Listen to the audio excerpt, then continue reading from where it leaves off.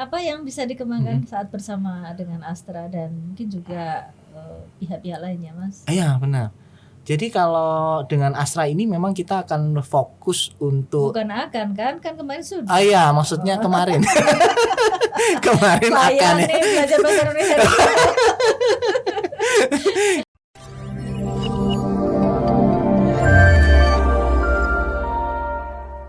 Kita kembali lagi masih sama Pak Jo, sahabat LPPM semuanya.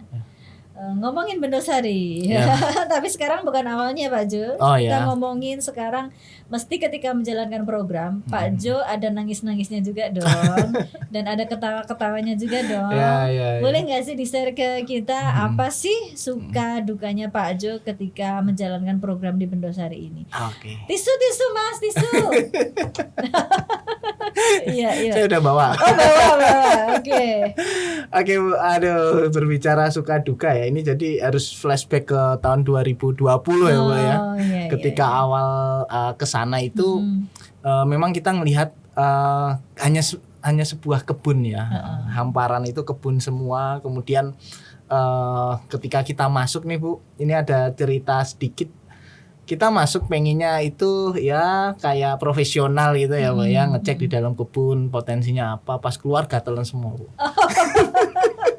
Ternyata sampai merah-merah gitu ya. Karena ular dan sebagainya itu masih ada gitu ya, Bu ya. Dan itu kita terus saya tuh mikir, ini kalau kayak gini gimana nanti kalau dibikin edwisata gitu ya, orang nanti masuk keluar malah gatelan. Nah, itu dukanya ya di awal ya, bukan duka, tantangan. Kalau saya lebih suka melihat duka sebagai tantangan. Secara positif. Secara positif ya, waduh. Ya artinya ada hal-hal yang perlu kita kita ketahui gitu ya, bahwa kebun itu ya alam itu seperti itu, bukan semacam wisata yang kayak di Dufan atau sebagainya gitu ya, Bu ya. Jadi ini menjadi salah satu tantangan yang nanti harus kita selesaikan ketika ini mau mengembangkan wisata. Kemudian tantangan selanjutnya adalah komunikasi sih, Bu, dengan pihak kebun, karena para tim pengelola kebun itu adalah orang-orang yang lebih senior, lebih lama di situ. Kemudian secara visinya juga diawali hanya ya untuk bikin kebun aja, untuk mengelola kebun itu. Jadi agar mereka panen. tergabung dalam suatu komunitas kelompok tani. Kelompok tani. Jadi enggak untuk wisata.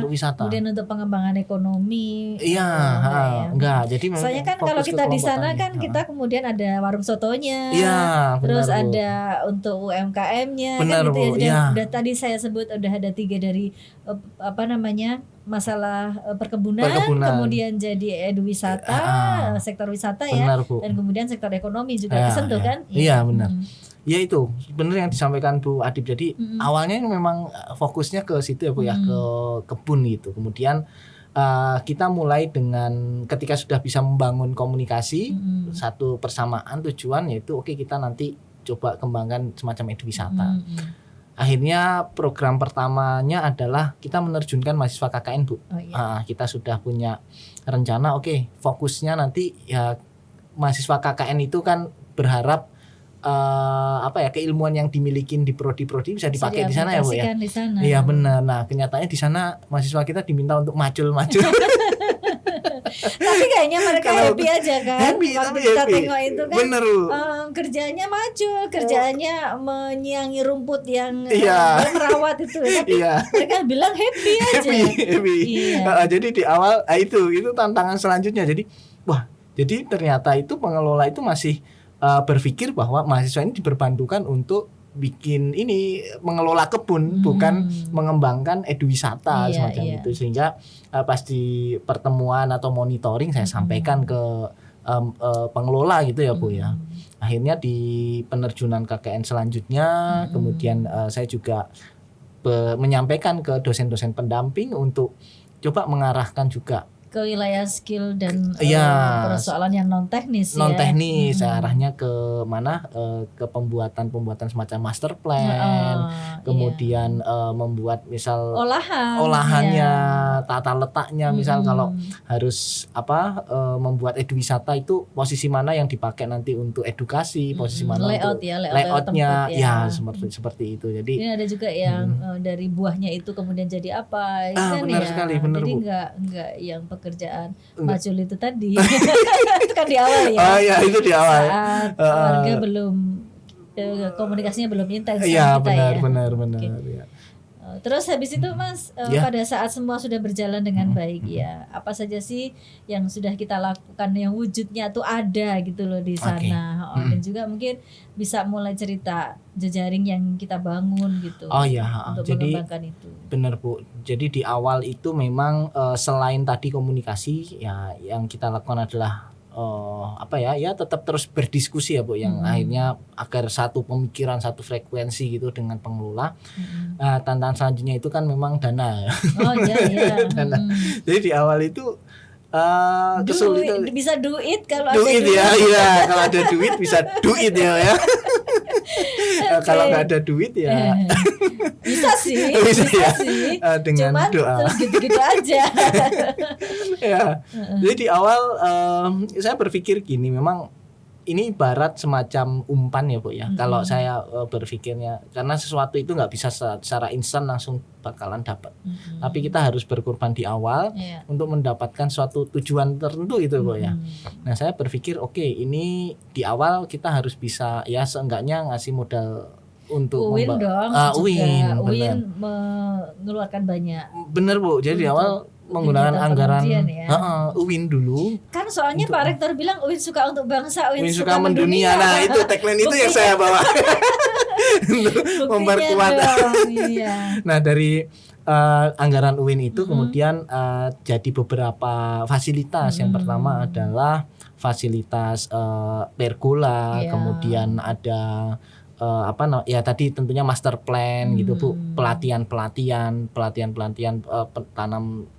tanam buah, sama pelatihan bagaimana sih ketika ada gapura juga bener. Nah, itu hal-hal awal yang kita lakukan di sana gitu, Bu.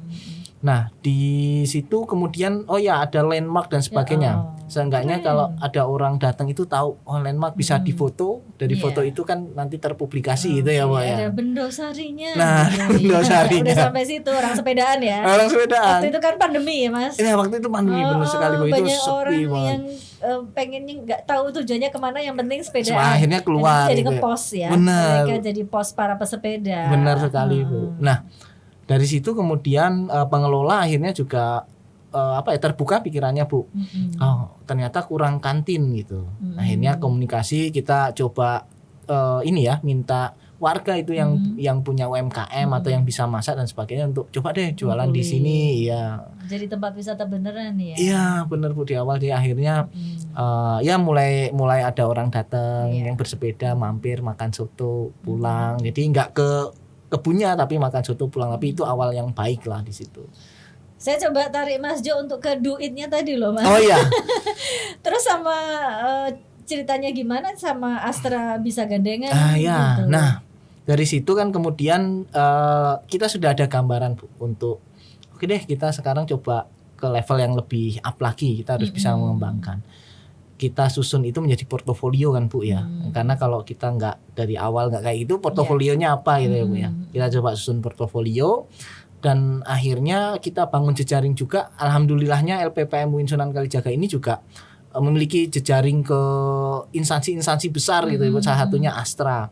Nah, dari jejaring itu kita coba sampaikan ke Astra bahwa sebenarnya LPPM ini juga punya pengabdian di Bendosari, kita mengembangkan eduwisata dan sebagainya yang sejalan dengan ini programnya Astra juga. Astra untuk bangsa juga di situ, One Heart gitu. Mereka juga punya CSR untuk pengembangan edukasi seperti itu, Bu. Oke, jadi nyambung ya. Jadi alhamdulillah nyambung, tertarik akhirnya kita bisa bareng-bareng ngembangin itu gitu. Oke, bagus lah. Apa yang bisa dikembangkan saat bersama dengan Astra dan mungkin juga pihak-pihak lainnya, Mas? Iya, benar. Jadi kalau dengan Astra ini memang kita akan fokus untuk Bukan akan kan kemarin sudah. Iya, maksudnya kemarin. Kemarin akan nih belajar bahasa Indonesia. kita fokus menjalankan ini sudah tahap implementasi pengembangan pelaksanaan eduwisatanya Bu. Jadi kemarin dengan Astra melengkapi infrastruktur yang kurang seperti jalan untuk sampai ke ujung kebunnya, kemudian dan ke ujung waktu ke ujung waktu nanti takut dulu.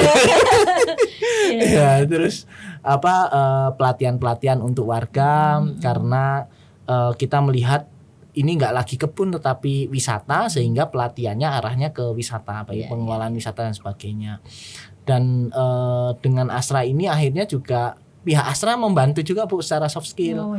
Soft skill juga, soft skillnya, fisik juga, dana juga, sehingga mungkin mereka juga punya tim ahli yang lebih ini ya Bu, berwawasan ya Bu ya. Untuk menganalisis apa yang menganalisis apa yang kurang dan sebagainya. Akhirnya ya kita berjalan untuk pengembangan itulah sekarang.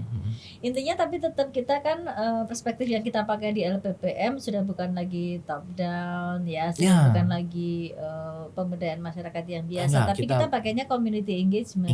Community engagement itu melibatkan masyarakat dari hulu ke hilirnya program kan. Nah, ini yang paling keren dari programnya Pak Jo adalah ngajak masyarakat discuss dari awal program sampai akhir pendampingan gitu ya. Jadi kita bareng-bareng kayak orang engagement gitu ya. Benar-benar bareng-bareng dari sama masyarakat. Masyarakat juga selalu kita ajak kan kalau sama Astra ya. Dan kita juga tidak meninggalkan apa yang jadi spirit atau ruh dari perjuangan masyarakat itu sendiri. Benar sekali. Ya. Jadi kebunnya itu tetap masih. Kebunnya masih hanya kita mengembangkan eduwisatanya. Panggil orang biar datang ke situ. Iya, benar. Biar lebih keren, lebih ciamik gitu ya. Oke, sampai di situ dulu perbincangan kita dengan Pak Jo, seseorang yang keren banget telah mengawal program Eduwisata Bendasari. Nanti kita sambung lagi ya, sahabat-sahabat LPPM sekalian. LPPM meneliti dan mengabdi.